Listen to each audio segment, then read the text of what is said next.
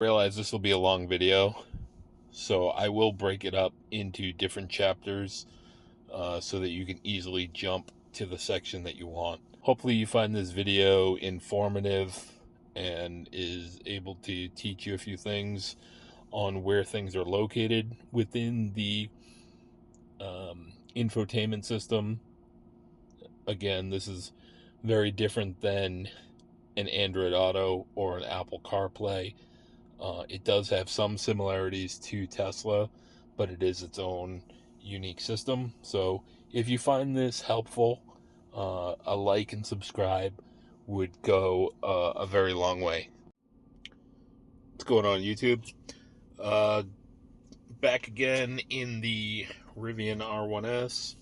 Figured I'd give a tutorial on the infotainment system with this most recent software update that is on here, and I'll show you where that is. So first, we'll just start on kind of the main screen and some of the things that you can access from here. You can see that has Bluetooth there. Most of these things can be slid away to the sides. Things can also slide in from each direction. Nothing happens on the down pull, but this is how you access these on here, and we'll get to that in a second. The first icon you have up here is the lock button. So that is now just locked all the doors on the vehicle. You have the unlock button, so all my door handles are now exposed. You've got this little car icon, which does the same thing as sliding in from the side. So you can either hit the car or slide from the side, whichever one you prefer. And then within here, you can open the charge port door. You can open the frunk. You can turn on the exterior lights on your side beams on either side of the vehicle. With this one, this will fold both of the front mirrors. So now those mirrors are currently folded in, and it illustrates that on the display as well. You can pop the trunk from here as well. You can turn on all the interior lights from here. There's a little menu option here, a little settings gear that'll give you quick access to a couple other items. So you've got your outlets, so that you can allow the outlets to stay on during a period of time. You can see here the outlets will stay on until this time, 3 hours. If we go here, you can set a timer for how many days or hours or even minutes you want it on, but it will drop down, turn off when the range estimator gets to 30 miles. Next is quick access to the car wash mode. Car wash mode makes it so that the door handles stay in, the windows are rolled up, the charge port door can't be accidentally opened by spraying water. Mutes the parking sensors so that if you're going through one of those car washes that slap your car, it's not constantly beeping that something's close to you, as well as the parking sensors, making it for a more easier wash. You can see here it gives you all that in detail. Cancel that. This is where you could easily access pet mode. I know everybody loves cars that have pet mode. I'm personally not a fan of leaving your dog in the car. If you're not going to leave a child in the car, you shouldn't leave a dog in the car either, because who knows what can happen. These are software-based machines, so use that at your own risk. But this will turn on, and if we turn this thing on, you can hear the fans have now kicked up. And turn that off. It says here, pet comfort is now off. Other shortcut that's in here is you could turn off the displays, so that would be the front and the rear. So you can see here, once I hit the brake, that is now back on. Lock the windows so that people cannot, you don't want children to roll the window down, or if you have a dog back there and you only want it open a certain amount, you can lock the windows so that the dog can't accidentally roll the window down on its own. And then to lock the rear display, and I'll show you the rear display later. Then the next thing you have in the top row here is your profile settings.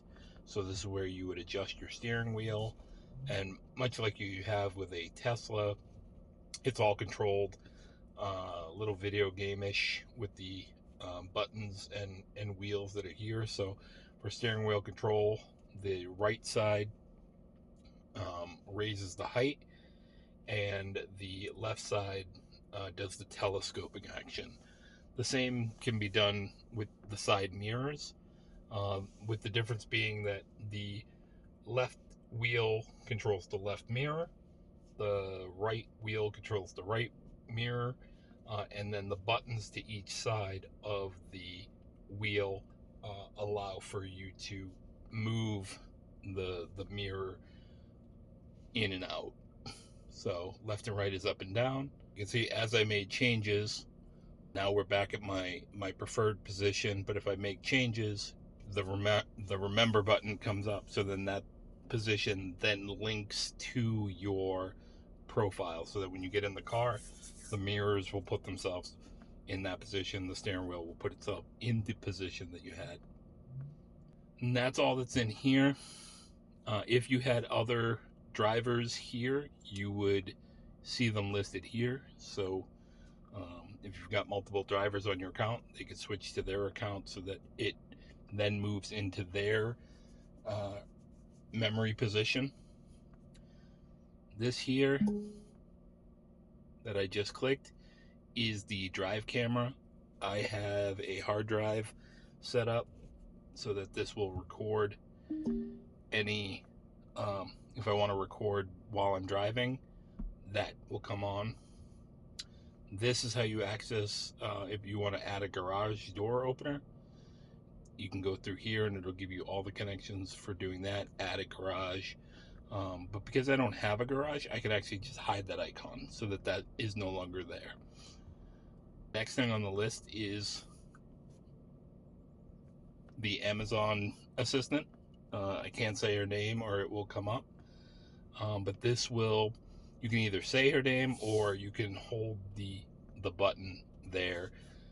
You can use that for things like navigation, adjusting the heat, etc. This is your notifications folder. Once we now get over to the right side of the screen, there is a button here for the mobile hotspot. So if you want to turn on the mobile hotspot, you would do it here. This is the settings gear for setting that up. Once you turn it on, it'll give you the password and whatever, and you can go in and rename these. This is the default right now. Go ahead and turn that off. Here's the second one, is the Bluetooth icon. You can just click right on that. You can see the phone that's connected there. You could turn Bluetooth off, or you can then also access the settings so that you can pair another device and do some additional stuff. The Wi-Fi, this is connected to my Wi-Fi. You can see that it's catching my neighbor's Wi-Fi's as well. That's it for the top row. Going across the bottom, this is where you have your HVAC controls. So this is just to adjust the temperature up and down. If you actually click the temperature and fan, that's how you then access the HVAC controls. You can turn the whole system off and back on. And then you can see off to the side here, you can control each zone. So because this is the R1S, you have a third option, which is the back Right now we're in front, and again, very Tesla-like. This is how you move your air vents. Personally, I'm not a fan of this. It's just another motorized part that can break, and is not something you would be able to fix on your own. And that's kind of the thought process behind why these companies do this. These are repairable parts that you would then need their service to repair in the future. The next, you could tap the glass to turn on the windshield vent. If you want to have the air directed at your feet, you can. If you want to turn off individual ones, you can, and just direct the air to where you want. There are times if you go to move this, maybe these fins down here don't move, but I've heard you just turn them off and back on and it will reset itself. Then you have access to the back. So this behind the chair is actually the vent coming out of the middle here. So you turn that on. You cannot turn these on individually. So once you turn on the rear is on for all passengers. And same with the floor air.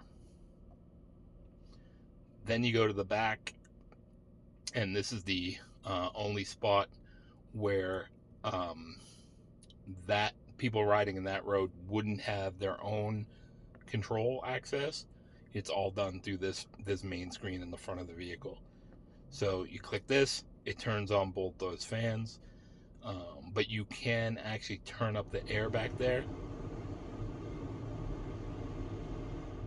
which is good, because if there's, again, children back there or a dog that might be hot, you can give them a lot of air, where the people in the middle can control their own from the screen back there. Once in these screens, starting in the front, off to the side here and the side here, you can see you've got your driver's controls. So the heated steering wheel, which only has one level of heat. You've got your heated seats, which is a high, medium, and low, and your cooled seats, which also have a high, medium, and low. If there's a passenger in the seat here, they will also have a access to a temperature gauge like this that they can click and adjust their zone independently. But you can turn on their heated seats, high, medium, and low. Cooled seats, high, medium, and low from here. You can also access the schedule. So this allows you to set a schedule. If you are someone who operates on a normal daily schedule, you leave your house at 6:30 in the morning and you leave your office at 5 o'clock at night, you could set those so that the car will then precondition and set the temperature in the vehicle to your preferred specification. The access to pet mode is also here. So you can see that would give you pet mode. And if I get out of the car,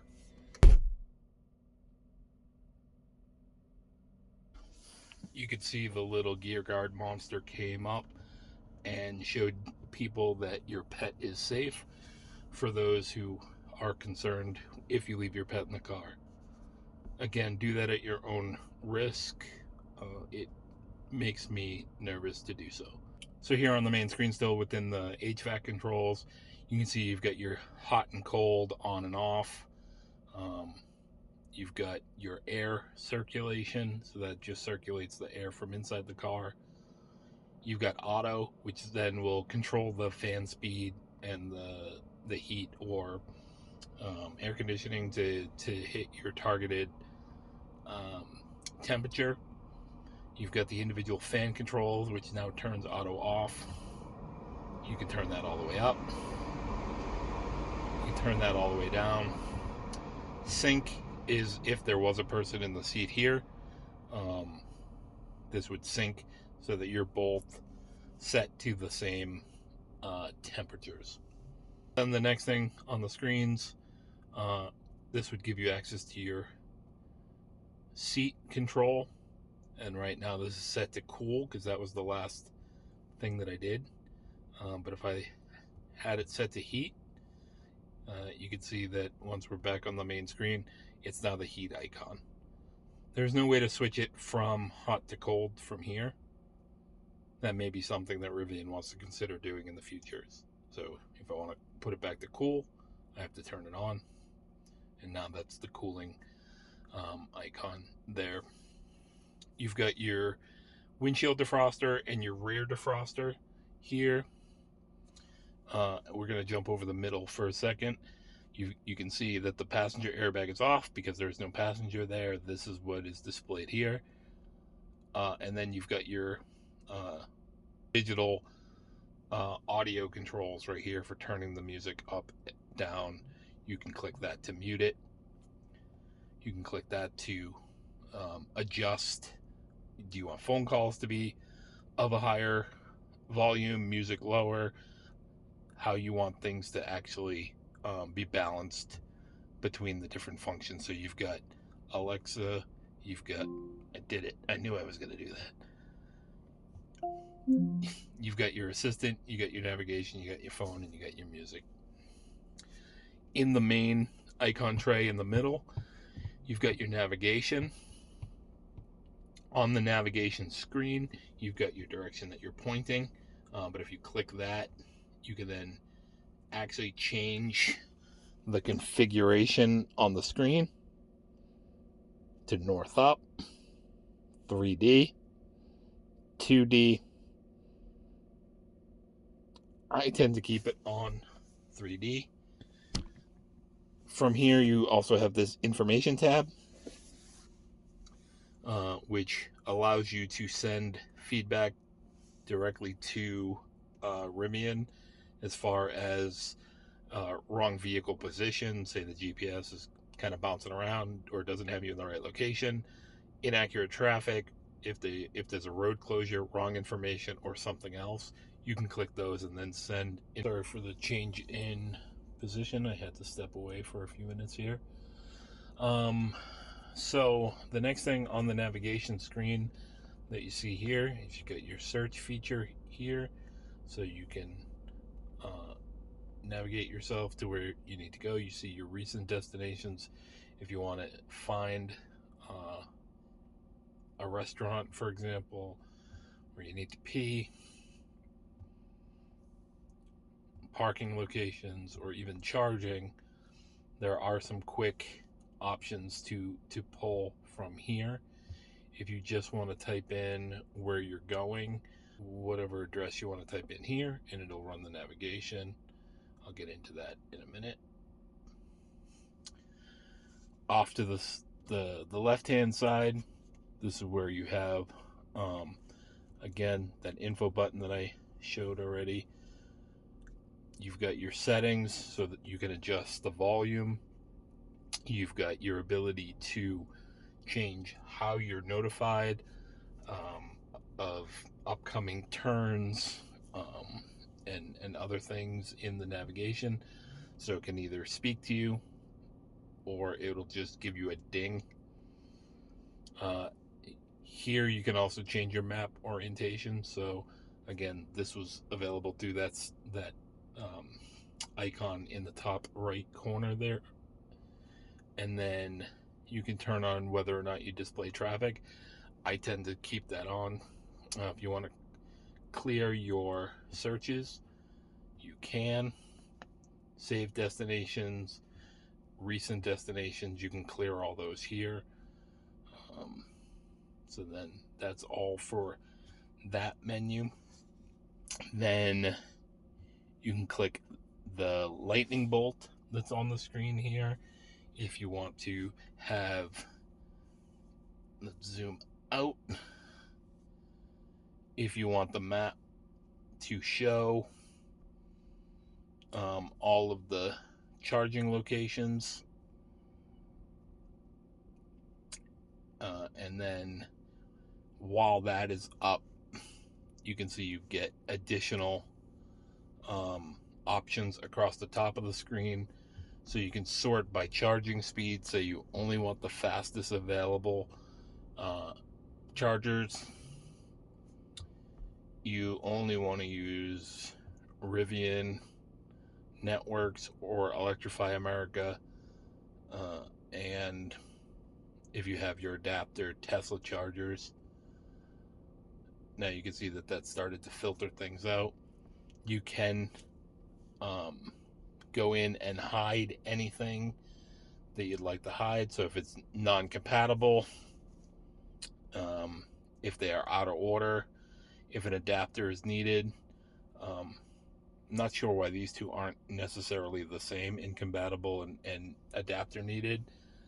And then low score. So with the most recent update, they did add in scoring for the charging locations. So if you go into a charger, for example, well, that's a Tesla one. Let's turn off Tesla just so those aren't in the list. You can see we've now got high speed, only Rivian or Electrify America, which means these are probably all Electrify America. This Electrify America station at the Mall of New Hampshire surprisingly has an A.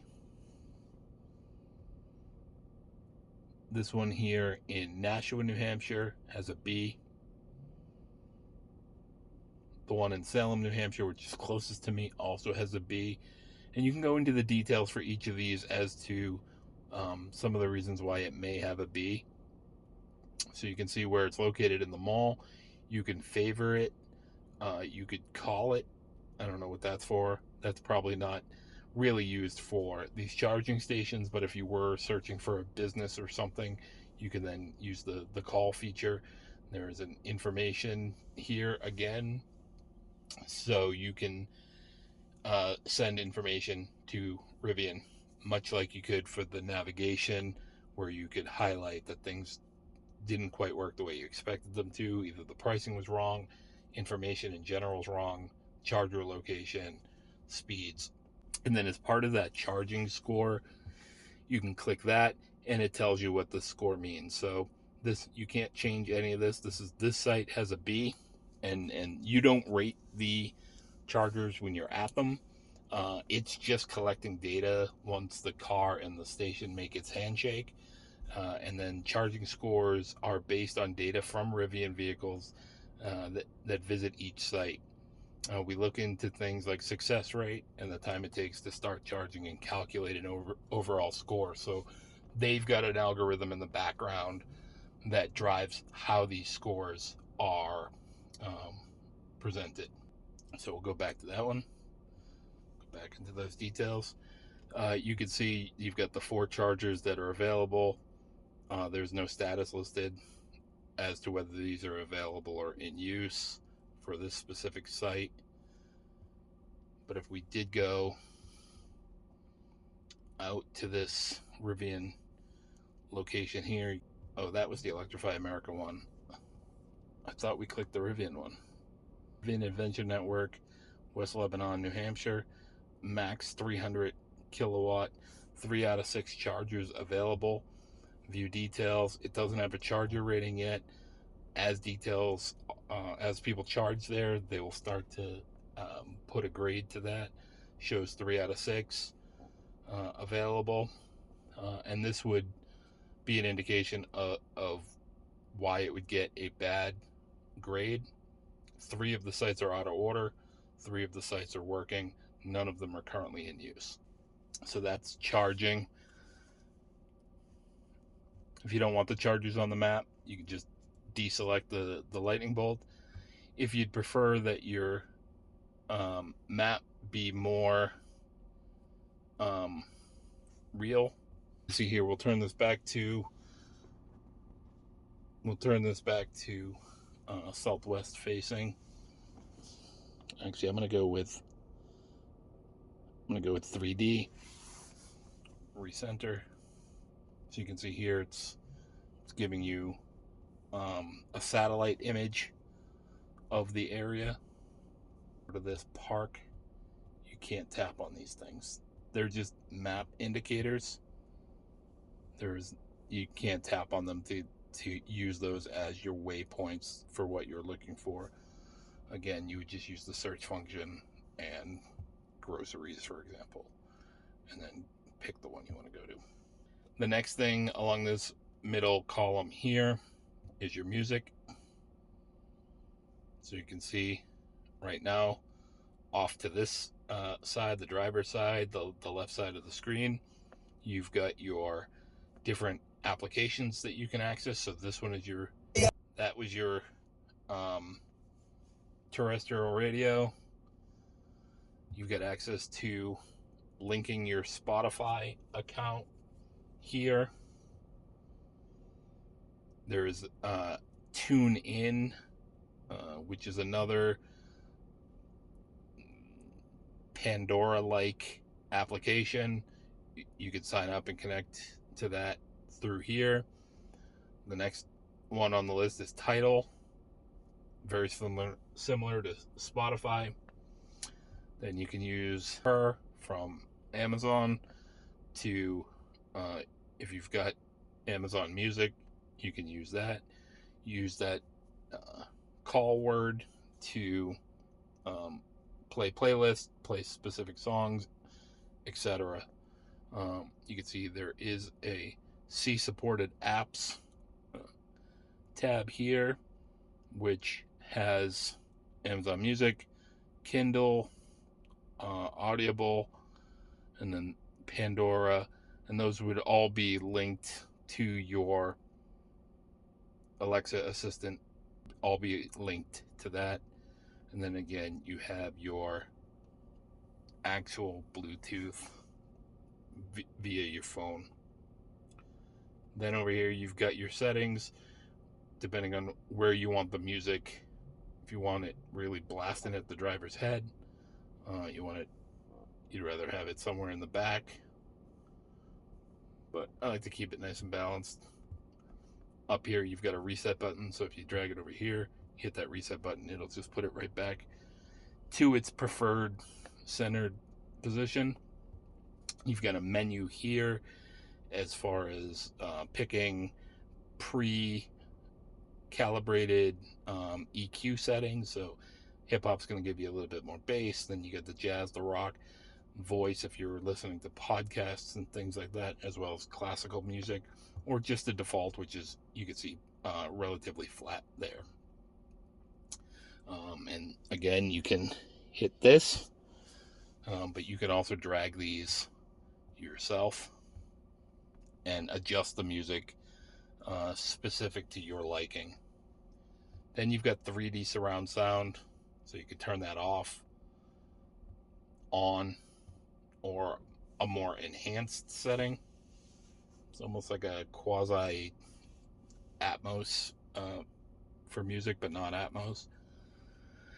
Then you've got the dynamic sound adjustments, off, low, and high. Then the next thing across the bottom here are going to be your drive modes.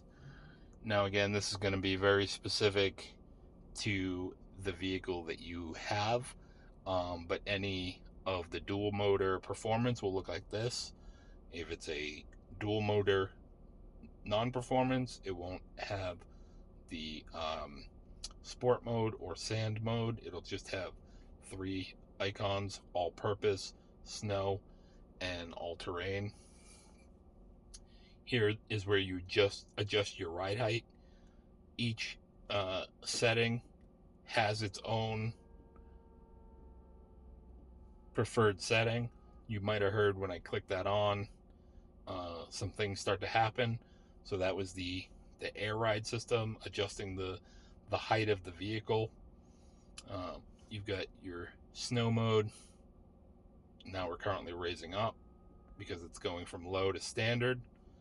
And then you've got your go off-road, and now the car's raising up even higher because it's going into the highest position.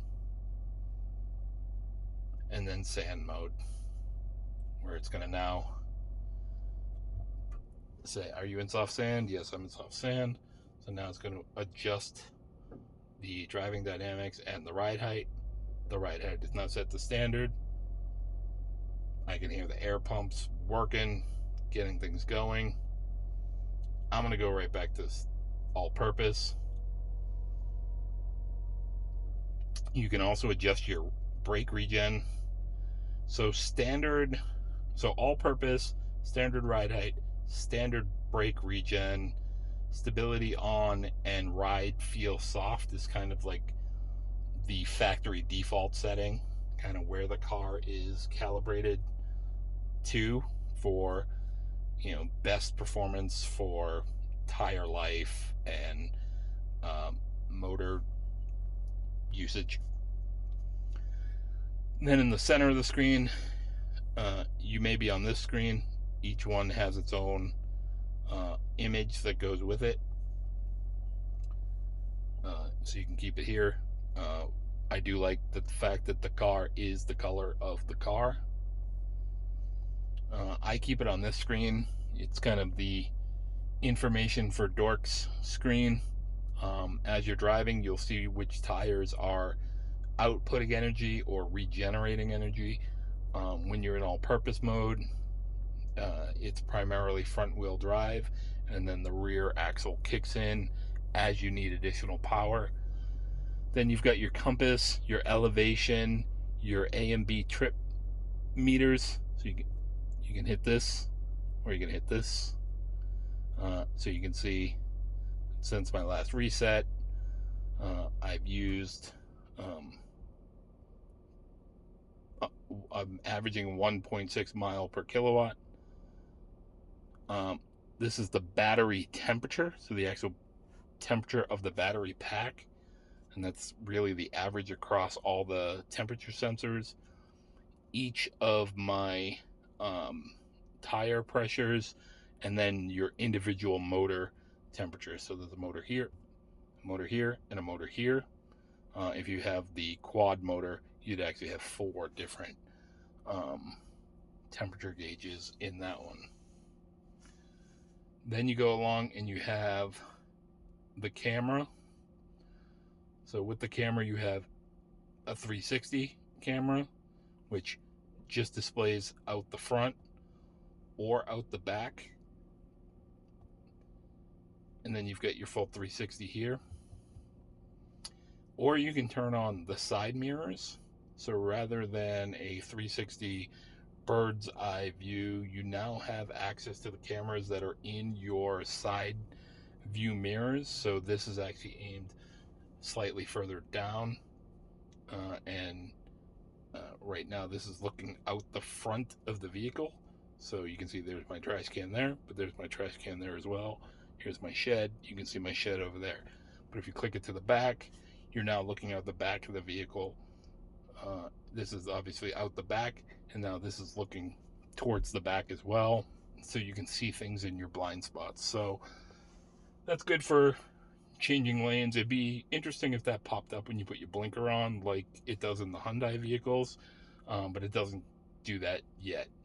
But this gives you good blind spot view. That would also be good for off-roading, which is kind of how they position this vehicle. Then the last icon on the end here is going to be whatever your last used application was from the vehicle. The last thing I accessed was settings, so that will take me into settings. But if you swipe up,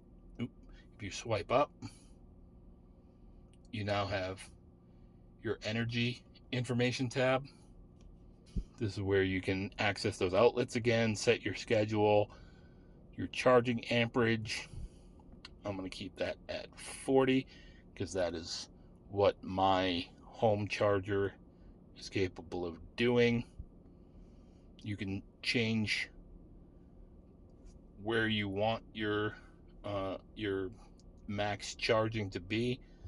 The recommended for daily is 70%, which based on the current drive information would give me 209 miles of projected range. Or you can set it to extended, which is 85, or you could go to the full 100%, which right now is at 299. Or you could just slide this little slider and set it yourself.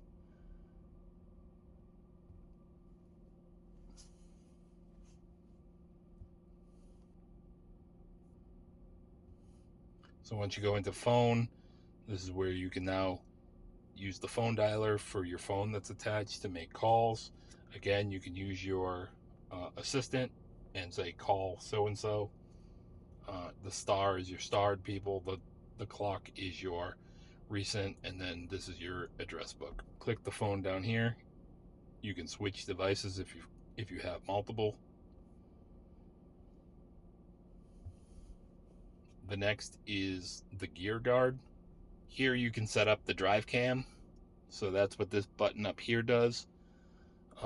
If you want to access to be able to record while driving, what you can do is put up to 2 terabyte storage in the armrest USB-C, and you go through the format process to get that set up, and that will be your drive cam. So say you're off-roading, for example, and you want to be able to export some of that footage, you could record it with the drive cam and then bring that to a PC and export it.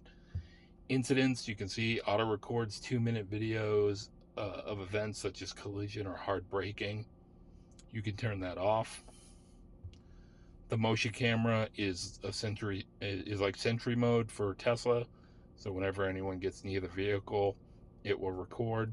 And if you click on one of these, you can then see from each camera that was recording. So you got a front, a rear, and a side to side. And then starred videos. So if you wanted to save something and keep it starred for later, you could do it here. This is just the video that was pre-installed with the vehicle.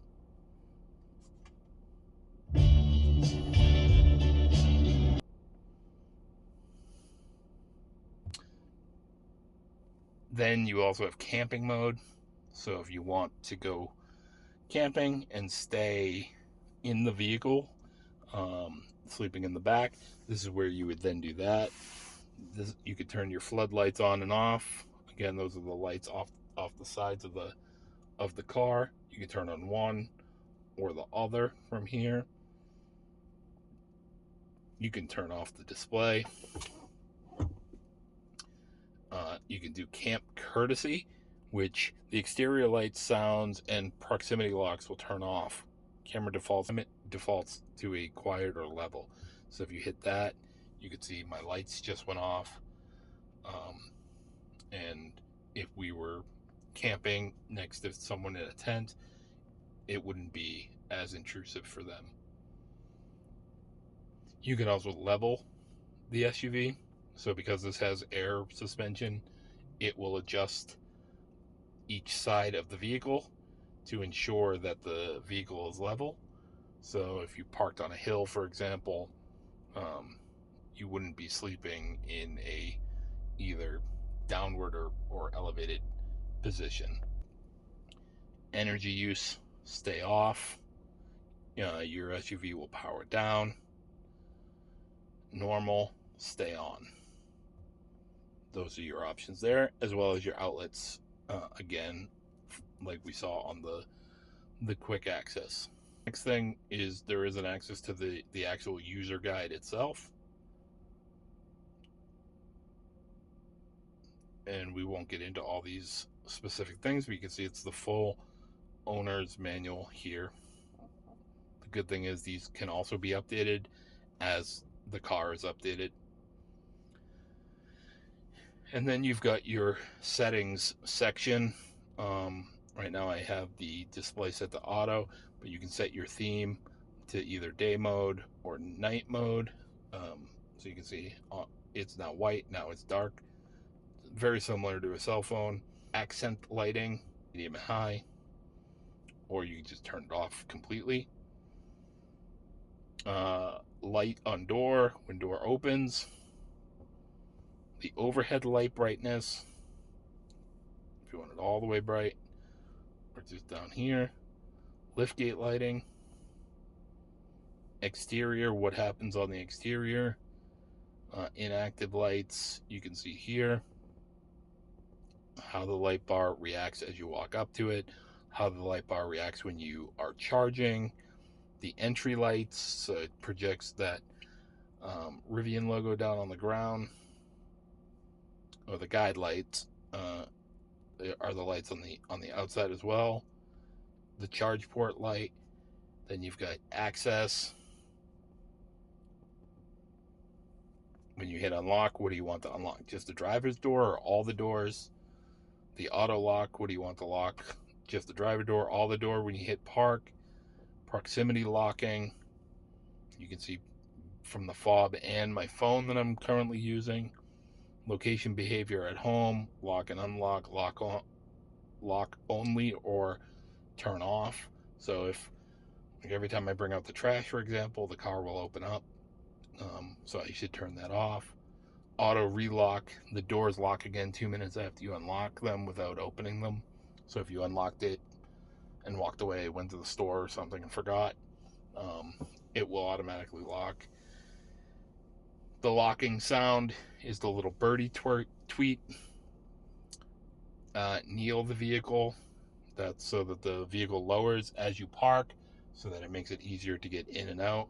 Roomy exit and entry, so you can set the position of your chair so that when you do hit park, not only does the car lower, but you can make it so that the seats move back for getting out of the vehicle. All the driver assistance stuff.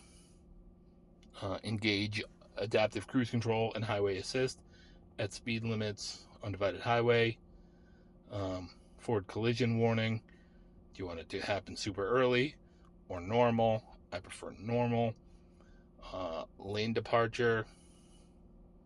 The steering wheel will vibrate. You can also have it make a noise. I prefer just to keep the vibration only on. The lane keep assist, the blind spot monitoring, the park assist, play audio alerts when objects are detected, automatic cameras. So very common things that you would see with a driver assistance program. How you want your units displayed, if you want military time on the clock or a traditional 12-hour clock. Custom units, metric or imperial. I'll keep it as imperial. Not quite sure what custom does. Speed, miles per hour, or if you're up in Canada, you've got that. Same with distance, same with weight, same with temperature, and same with pressure. And then on the main display, you can either display it as miles remaining, percentage remaining, or both. I just keep it on both. Okay, the next thing within the vehicle settings, you've got your update. You can see that the current system is 2024.11.2. This is the most recent update here that added the charging score and some additional stuff there. You can see it says update, you're up to date.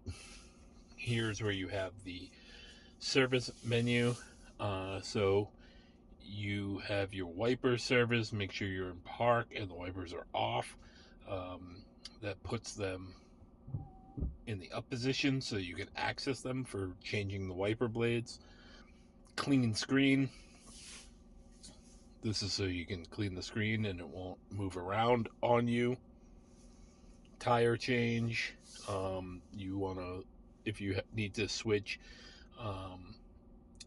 change a tire, you put it into tire change mode, so that this will put you into the highest setting, or it actually tells you to put yourself in the highest ride height. Brake release the parking brake for towing on a flatbed. Show and tell mode, it turns the lights on outside the vehicle, as well as keeps the screen on for filming content like this. You can limit the climate performance to avoid water buildup under the car from the condensation from the air conditioning. There's a shipping mode, which generally you wouldn't use unless you're shipping the vehicle. You can calibrate the driver's seat and the steering wheel from here as well. And then you can clear all settings here. Then you've got your connect.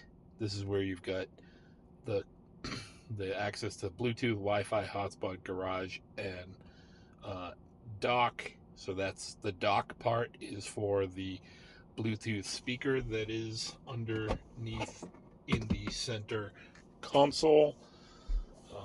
So it's unlocked, which means I can actually pull it out. You can lock it so that it can no longer come out. This is where you have your apps. Right now, the only apps are high definition radio and the Amazon Assistant. Drivers and keys. You can see right now I'm using the phone, but the fob is assigned to me, as well as some keys. You can go here. You can see the individual ID cards associated with those, and the phone, which is my OnePlus. You don't add drivers here. That would be done through the app. I'm not quite sure why they don't just have an add feature here, but it's done through the application. Some data and privacy notice stuff here. I won't get into each one of those, but it's basically for tracking your data. Typical legal notice, and then the about screen. So the about screen gives you the full detail.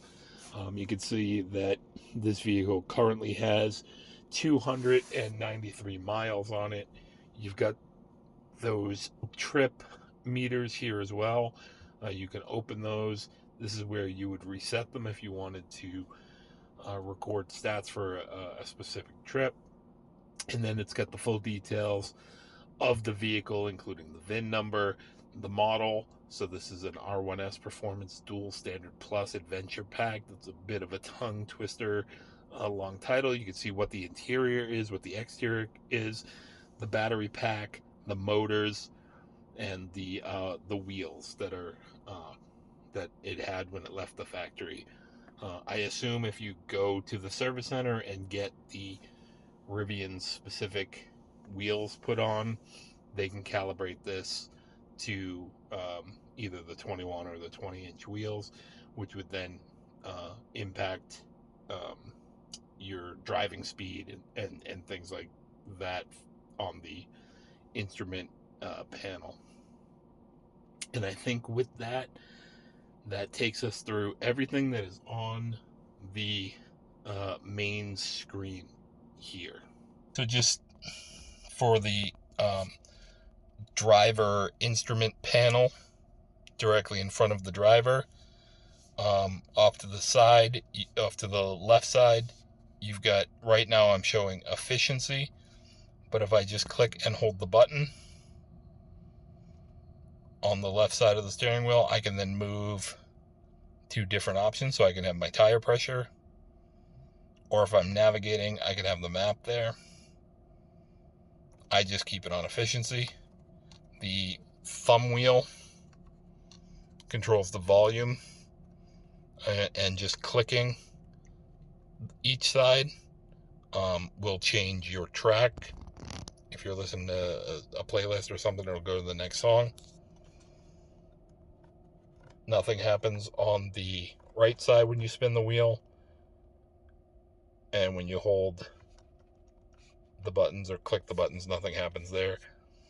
You can see here that this first icon here shows that we leveled the vehicle. Once we're in an actual drive mode, you'll see that now shows we're in all-purpose mode, and we're going to medium height, and then I've got my miles and percentage of battery. You can see how the parking sensors light up as we're close to the shed. As we park, tells you it's ready to go. Okay, so now taking a look at the rear screen, and because I'm not in the driver's seat, I just have it in show and tell mode. But right now you can see from the front screen I've locked the back screen, so the back passengers would not have access to the screen. But if they wanted to touch it, their touch would trigger the gear guard monster to pop up.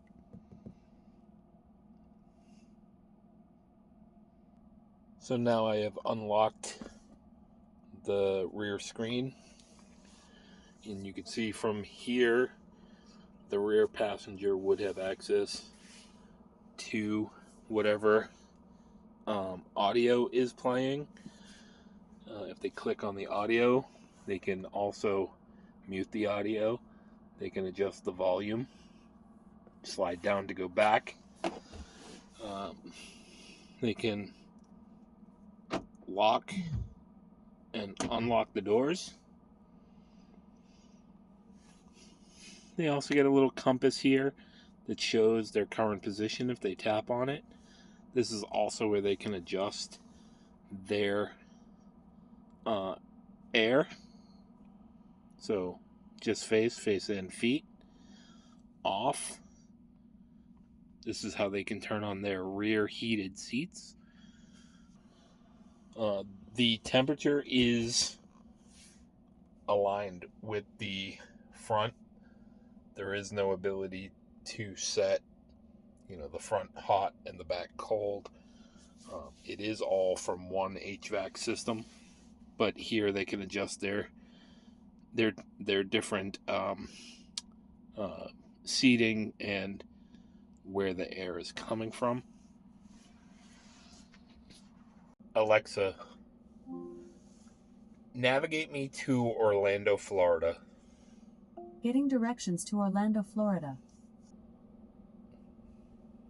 Drive northeast, then turn right onto Central Street. So once the navigation has started, on the screen in the rear, what was previously the compass now shows the timing for the next stop. It's answers the question, when will we be there? Are we there yet? So you can see in an hour from now, an hour and 14 minutes, we will be at an EVgo, and the arrow down here is our progress. So they've got visibility to the route information. Alexa, end navigation. Okay, canceling. So that now is back to the compass. The other few items they have access to is turning on the lights, and that only turns on the lights in the rear. They've got their be able to pick which Bluetooth device. So if you have your kids' phones Bluetooth to the infotainment or another device, you could pick that from this list. You can turn on the mobile hotspot from here, and they can also turn on the outlets from here. Very similar to what you can do on the front, obviously much simplified, and only a couple key things are there, but it now gives the passengers in the back some control over their climate and some entertainment information as well. As I turn on the light here, you can see that in the rear, it's traditional vent systems. So you actually point this where you would want them. Aside from turning on the lights from either the rear screen or the main screen, all of the lights throughout the vehicle are touch sensitive. So you can touch it for the brightest, tap it, you can turn it down a little bit, and then another tap will turn it off. And that is the same for the lights in the third row as well. The front lights are up there.